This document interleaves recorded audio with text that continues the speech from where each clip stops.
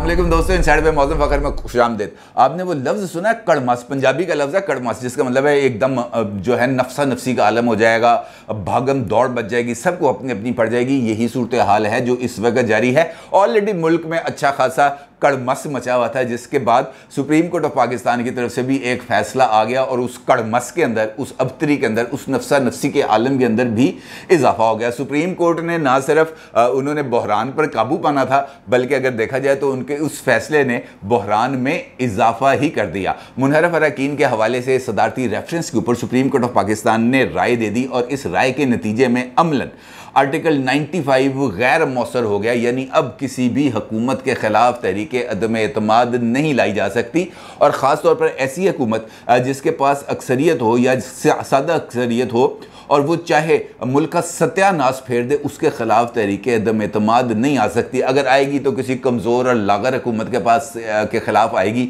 या ऐसी हुकूमत के ख़िलाफ़ आएगी जो मखलूत हो या जिसके साथ इत्तहादी हों, उन इत्तहादियों को अलग कर लिया जाए। यानी तहरीक अदम एतमाद का जो ऑप्शन है वो अब हमें आइन से उसको खारिज कर देना चाहिए। सदारती रेफरेंस के ऊपर सुप्रीम कोर्ट ने राय दे दी है और इस राय के मुताबिक 3-2 से एक अक्सरियती राय सामने आई है, जिसके तहत मुनहरफ रुकन की मुद्दत नाहली का तयन का इख्तियार पार्लियामेंट को सौंप दिया गया है और कह दिया गया है कि हम पार्लियामेंट के इख्तियारात में मुदाखलत नहीं करना चाहते। लेकिन दूसरी जानिब, एक जानिब ये फैसला किया, दूसरी जानिब पार्लियामेंट को तहरीक अदम एतमाद के आइनी हक से महरूम कर दिया गया। बुकौल सोहेल बड़ा साहब, क्या ये खुला तजाद नहीं है? ये तजाद, इसके अंदर कोई दो राय नहीं है कि इससे बढ़कर कोई ऐसी सिचुएशन हो नहीं सकती, क्योंकि एक जानिब आप ये कहते हैं कि पार्लियामेंट इस बात का फैसला करेगी और दूसरी जानिब पार्लियामेंट के अंदर, आइन के अंदर जो एक वाज़े इख्तियार या रास्ता दिखाया गया है, उस रास्ते को बंद करने का मतलब ये है कि एक जानिब तो आप ये कहते हैं कि जनाब पार्लियामेंट सबसे सुप्रीम अदारा है, पार्लियामेंट एक आइन साज अदारा है, पार्लियामेंट कानून साजी कर सकती है, और दूसरी जानिब आप पार्लियामेंट के ही बनाए हुए एक अहम तरीन जो आर्टिकल है 95, उसको आप अमलन गैर मौसर कर देते हैं। तो उसका मतलब यह है कि किसी न किसी जगह पर कोई ना कोई चीज़ चल रही है। और ख़ास तौर पर उस्मान बुज़दार साहब के मामले पर तो मुझे लगता है कि उन पर कोई ख़ास ही मामला चल रहा है। इस्टेब्लिशमेंट उनको हटाना चाहती थी, इमरान खान साहब ने उनको बिठाए रखा। इमरान खान साहब उनको हटाना चाहते थे, उनसे इस्तीफ़ा भी ले लिया, लेकिन उसके बावजूद वो 1 महीने तक इस्तीफ़ा देने के बावजूद चीफ मिनिस्टर रहे। उसके बाद जब नए चीफ मिनिस्टर का तकर्री हो जाती है तो उस वक्त के गवर्नर उमर सरफराज चीमा साहब उनको बहाल भी कर देते हैं और उसके बाद अब वो जाकर काबीना का इजलास भी कर लेते हैं। यानी उस्मान बुज़दार साहब कहीं नहीं कि बाकी सारे दाएं बाएं होते चले जाते हैं। और मौजूदा जो फैसला है सुप्रीम कोर्ट का, जिसके अंदर उनका ये कहना है कि मुनहरफ अरकान का वोट गिना ही नहीं जाएगा, शुमार ही नहीं होगा, और उसका सबसे बड़ा जो बैकलैश है, जो उसका सबसे बड़ा इफेक्ट है, वो आएगा पंजाब में, क्योंकि मरकज़ के अंदर तो शहबाज शरीफ साहब की हुकूमत ने किसी मुनहरफ रुकन का वोट ही नहीं लिया। उनके पास तो इत्तहादी आ गया, बलूचिस्तान अवामी पार्टी आ गई, MQM आ गई, उसके साथ साथ ये जो है शाहज़ैन बुख्ती साहब आ गए, बाकी बुतानी साहब आ गए, मामला चल गया। उन्होंने 2 वोटों की अक्सरियत ले ली, 174 वोट हैं, लिहाजा उधर तो किसी किस्म की कोई प्रॉब्लम नहीं है। मसला आएगा पंजाब में, क्योंकि यहाँ पर हमजा शहबाज साहब 25 अरकान असम्बली ऐसे हैं पाकिस्तान तहरीक इंसाफ के जिनके वोट लेकर वो बने हैं चीफ मिनिस्टर पंजाब के। और सुप्रीम कोर्ट का एडवाइजरी हैसियत में भी दी जाने वाली राय बाइंडिंग है इदारों के ऊपर और तमाम लोगों के ऊपर कि वो उसका एहतराम करें और उसको माने। यानी अब सुप्रीम कोर्ट की तरफ से अगर ये बात कह दी गई है कि जनाब ये मुनहरफ अरकान का वोट शुमार नहीं होगा, तो मुनहरफ अरकान का वोट शुमार नहीं होगा। यानी हमजा शहबाज साहब ने जो 197 वोट लिए थे उसमें से 25 अरकान के वोट माइनस हो जाएंगे, कतई नज़र इस बात के कि इलेक्शन कमीशन में जारी रेफरेंस का फैसला क्या आता है। क्या उनको डी-सीट किया जाता है, नहीं किया जाता, वो मामला अपनी जगह पर ज़ेर समात रहेगा, लेकिन यहाँ पर उनका वोट शुमार नहीं होगा। और वोट शुमार ना होने का मतलब ये है कि एक जानिब हमजा शहबाज साहब की अक्सरियत पंजाब असम्बली में ख़त्म हो जाएगी, दूसरी जानिब परवेज़ इलाही साहब जो पाकिस्तान तहरीक इंसाफ के नामजद उम्मीदवार थे चीफ मिनिस्टरशिप के लिए, उनके पास भी अक्सरियत नहीं रहेगी। और ये एक ऐसी अजीबोगरीब सिचुएशन होगी और शायद अनप्रेसिडेंटेड है। पाकिस्तान में कभी ऐसा मौका नहीं आया कि किसी भी जगह पर ऐसी सूरत हाल बने जहाँ पर दोनों अतराफ़ में किसी के पास भी कोई अक्सरियत ना हो। और ऐसी सूरत हाल में जो ऑप्शंस रह जाते हैं वो बहुत ज़्यादा महदूद हो जाते हैं। और ख़ास तौर पर जब गैर आइनी या मावराए आइन इक़दामात मुसलसल हो रहे हों, ऐसी सूरत में सदर साहब अब चूँकि उनके पास कुछ इख्तियारात अभी भी मौजूद हैं 18वीं तरमीम के बाद, तो वो पंजाब के अंदर खासी डिस्टर्बेंस क्रिएट कर सकते हैं। दूसरी जानिब अब सवाल ये भी पैदा होता है कि क्या मुस्लिम लीग नून माइनस पंजाब सिर्फ मरकज़ तक अपनी हुकूमत को महदूद रखेगी, या वो भी अब आगे बढ़कर कोई हतमी और बोल्ड डिसीजन लेगी? क्योंकि मीशत के हवाले से तो उन्होंने अभी तक कोई बोल्ड डिसीजन लिया नहीं, और उनका ये कहना है कि हम बोल्ड डिसीजन लेंगे भी नहीं। लेकिन मौजूदा सूरत हाल में अब मुस्लिम लीग नून ने सियासी कमेटी का आज रात इजलास तलब कर लिया है। पाकिस्तान तहरीके इंसाफ ने भी अपनी पोलिटिकल पार्टी का इजलास तलब कर लिया, और देखना यह है कि इन इजलासों के नतीजे में अब कौन सा फैसला सामने आता है। क्योंकि मेरी राय में मुस्लिम लीग नून सिर्फ और सिर्फ इसी वजह से बड़े फैसले और ख़ासतौर पर मीशत के हवाले से फैसले लेने से कतरा रही थी कि वो चाहती थी कि ये जो सर पर लटक रही है तलवार सदारती रेफरेंस की और मुनहरफ अरकान के हवाले से जो रेफरेंस भेजा हुआ परवेज़ इलाही साहब ने इलेक्शन कमीशन ऑफ पाकिस्तान में, उसका फैसला आ जाए। उसके बाद देखते हैं कि हमने किस सिमत में जाना है, क्योंकि अगर फैसला उनके हक़ में आ जाता तो फिर यकीनी तौर पर उन्होंने हुकूमत भी संभालनी थी और उन्होंने सख्त फैसले भी करने थे। लेकिन अब चूँकि वो हुकूमत के अंदर उनका शायद इतना ज़्यादा इंटरेस्ट रह ना जाए, क्योंकि उन्होंने तो ये जो हुकूमत मरकज़ में संभाली थी ये पंजाब की बेस पे संभाली थी, और बुनियादी ख्वाहिश उनकी यही थी कि पंजाब हमारा बैटल ग्राउंड है, पंजाब हमारा बेस कैंप है, पंजाब से ही हम अक्सरियत हासिल करते हैं, पंजाब ही में हमारा वोट बैंक और सपोर्ट बैंक मौजूद है। हम अगर महदूद मुद्दत के लिए भी 4-6 महीने के लिए भी अगर हम इक़्तिदार ले लेंगे तो कम से कम अपने हलके सीधे कर लेंगे, अपने हलकों के अंदर जो वोटर सपोर्टर हैं उनको किसी न किसी तरीके से ओब्लाइज कर देंगे, कुछ ठेके दे देंगे, कुछ इस किस्म की चीज़ें जो पाकिस्तान की सियासत की रवायत है। और उसके नतीजे में जब हम अगले इलेक्शन में जाएंगे तो साढ़े कारकुन जड़े ने रजे पुजे होंगे, हमारे जो ओहदेदार हैं उनकी जेबें भरी होंगी, लिहाजा हमें हर तरह की आसानी हो जाएगी और हमारे लिए इंतखाबी मुहिम को चलाना, वोटर और सपोर्टर को बाहर निकालना, इंतखाबी अखराजात को पूरा करना, इसके अंदर किसी किस्म की कोई मुसीबत नहीं आएगी। लेकिन अब ऐसा होता हुआ नज़र नहीं आ रहा, क्योंकि इस सूरत हाल में जो फ़ैसला आया है पंजाब उसका चूँकि बराह रास्त इफ़ेक्ट ही होगा, और एक ऐसी हुकूमत अगर पंजाब में कायम होती है जिसके पास अक्सरियत ही ना हो तो फिर यकीनी तौर पर उसके बहुत ही ज़्यादा असरात होंगे। अब सवाल ये पैदा होता है कि क्या मुस्लिम लीग नून मरकज़ में भी हुकूमत बनाएगी? मुझे नहीं लगता कि अब मौजूदा हालात में मुस्लिम लीग नून साल 1.5 साल के लिए इक़्तिदार में रहेगी माइनस पंजाब।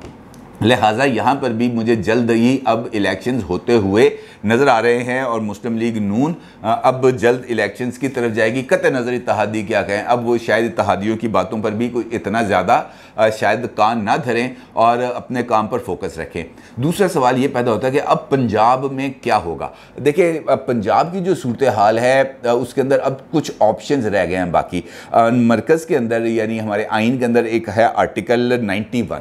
वो आर्टिकल 91 इस बात की इजाज़त देता है कि अगर किसी जगह पर किसी भी उम्मीदवार को वाज़े अक्सरियत हासिल ना हो या 3 उम्मीदवार आ जाएं और वो नेशनल असम्बली में 172 का जो मैजिकल फिगर है वो हासिल ना कर पाएँ तो फिर रन ऑफ इलेक्शन होगा, और उस वक्त तक इलेक्शन होगा जब तक कोई बंदा अक्सरियत हासिल नहीं कर लेता, और चाहे वो 1 वोट की ही अक्सरियत क्यों ना हो। अब दूसरा ऑप्शन उसके अंदर ये हो सकता है कि पंजाब के अंदर दोबारा चीफ मिनिस्टर का इंतखाब हो और जो अक्सरियत हासिल कर ले वो चीफ मिनिस्टर बन जाए। और मौजूदा हालात के अंदर मुझे नहीं लग रहा कि मुनहरफ अरकान की मदद के बगैर हमजा शहबाज साहब चीफ मिनिस्टर बन सकते हैं, क्योंकि जिस तरीके से सुप्रीम कोर्ट ऑफ पाकिस्तान ने अपनी राय दी है और बाइंडिंग करार दिया है पार्टी का फैसला अरकान असम्बली पर, तो अब इम्कान नहीं है कि कोई और रुकन मुनहरफ हो और वो परवेज़ इलाही साहब की हमायत ना करे। ऐसी सूरत में पंजाब के अंदर अगर रन ऑफ इलेक्शन होता है या दोबारा चीफ मिनिस्टरशिप का इलेक्शन होता है तो फिर परवेज़ इलाही साहब की जीत के खासे इम्कानात पाए जाते हैं। बेशक वो 1 वोट की अक्सरियत से जीतें और उसके बाद अगर 25 अरकान असम्बली के ज़िमनी इलेक्शन हों और उन ज़िमनी इलेक्शन के अंदर वो 25 के 25 अरकान मुस्लिम लीग नून की टिकट पर जीत जाएँ तो उसके बाद फिर परवेज़ इलाही साहब के लिए प्रॉब्लम होगा, उन्हें इक़्तिदार से हटना पड़ेगा। लेकिन वो गेम इतनी ज़्यादा उलझ चुकी होगी उस वक्त तक कि उसका सुलझाया जाना बहुत ज़्यादा मुमकिन नहीं होगा। दूसरा ऑप्शन ये है कि जो प्राइम मिनिस्टर हैं उनकी एडवाइस के ऊपर सदर साहब जो हैं वो लगा दें पंजाब में गवर्नर राज, और वो गवर्नर राज अनप्रेसिडेंटली काम करेगा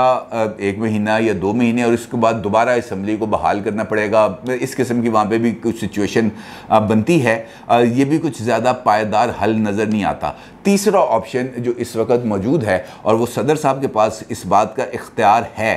कि वो अगर ये देखें कि पंजाब के अंदर किसी भी पार्टी के पास कोई अक्सरियत नहीं है, यहाँ पर किसी के पास वाज़ेह अक्सरियत नहीं है और यहाँ पर बहरानी कैफियत मौजूद रह सकती है, तो फिर वो अपने इख्तियारात इस्तेमाल करते हुए पंजाब हुकूमत को बरतरफ कर सकते हैं और उसके नतीजे में पंजाब में नए इलेक्शंस होंगे। ये हैं वो 3 सिनेरियोज़ जो इस वक्त सामने हैं। अब इन 3 सिनेरियोज़ में से कौन सा सिनेरियो ऐसा है जो पंजाब के हालात में सूट करता है? बज़ाहिर तो इनमें से कोई सिनेरियो ऐसा नहीं है जो मरकज़ के अंदर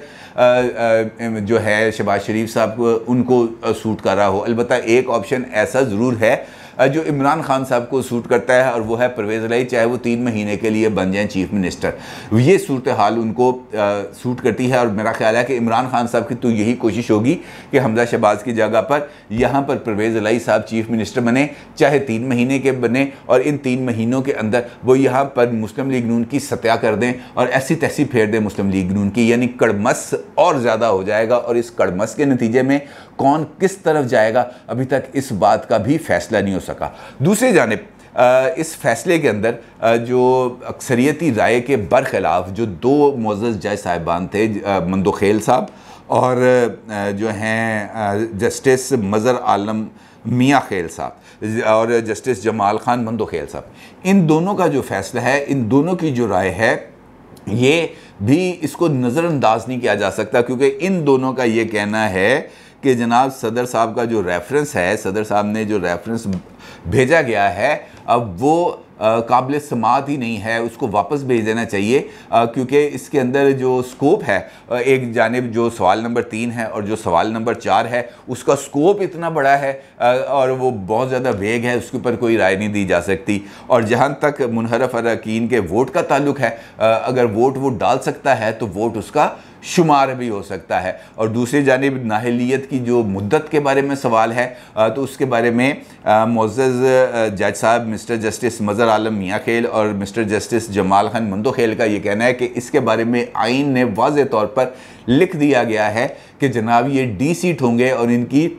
जो मुद्दत है नाअहली की या डी सीट होने की, वो ये है कि अगले दिन अगर वो इलेक्शन लड़के आ जाएं तो उनकी ये सज़ा पूरी हो जाएगी, और यही सज़ा आइन के अंदर लिखी है। हाँ, अगर आइन साज इसके अंदर कोई तब्दीली करना चाहें तो वो उनका इस्तेकाक है, वो उसको कर सकते हैं। बुनियादी तौर पर उनकी तरफ से तो वाज़े तौर पर जवाब आ गया। अब ये 3-2 के ज़रिए जो राय आई है, ऑल्दो ये बाइंडिंग है, लेकिन इसके नतीजे में जो सूरत हाल है उसकी किसी तरफ बैठना, किसी तरफ लगना या हालात के अंदर क्लैरिटी आना, वो बज़ाहिर मुझे मुमकिन नज़र नहीं आ रहा। और आने वाले दिनों के अंदर सियासी अबतरी में हम देखेंगे कि बहुत ज़्यादा इजाफा होगा। लिहाजा ऐसी सूरत हाल में जब इमरान खान साहब लॉन्ग मार्च करने जा रहे हैं, जब वो मुसलसल जलसे कर रहे हैं, सुप्रीम कोर्ट ऑफ पाकिस्तान का ये फ़ैसला उनको एक ताकत का नया इंजेक्शन लगा देगा, उनके बयानिए के अंदर मज़ीद ताकत आएगी और इसके नतीजे में वो मौजूदा हुकूमत के ऊपर और इस्टेब्लिशमेंट दोनों के ऊपर दबाव बढ़ाने में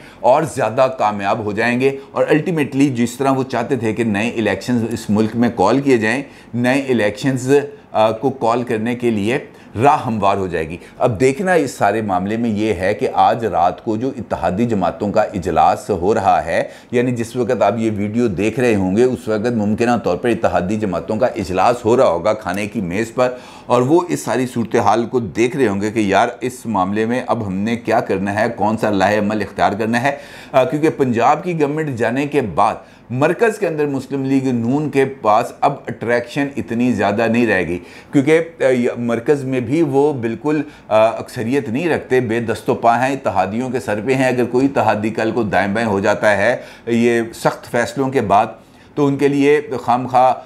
अवाम की नज़रों में गिरना गाली खाना या उसकी सियासी कीमत अदा करना, मेरा ख्याल है कि ये उनके लिए बहुत बड़ा घाटे का सौदा होगा। और देखना इस मामले में अब यह है कि वो हतमी तौर पर किस सिमत में जाने का फैसला करते हैं, क्योंकि अब डिसाइसिव मोमेंट्स आ गए हैं। अगले हफ्ते 10 दिन बहुत ज़्यादा इंपॉर्टेंट है और ख़ास तौर पर मुस्लिम लीग नून जब पॉलिटिकल कमेटी का इजलास करेगी, नवाज शरीफ साहब से राय लेगी, तो फिर ज़्यादा सूरत हाल वाज़े होगी। अलबत्ता आज तो कैबिनेट ने यह कह दिया कि हम इस्लाहात के बगैर इलेक्शन में जाएंगे, लेकिन ये कैबिनेट का इजलास सुप्रीम कोर्ट के फैसले से पहले हुआ है। अब सुप्रीम कोर्ट के फैसले के बाद हालात भी बदल गए हैं, सूरत हाल भी बदल गई है, कड़मस में इजाफा हो गया है। और अब इस कड़मस से निकलने का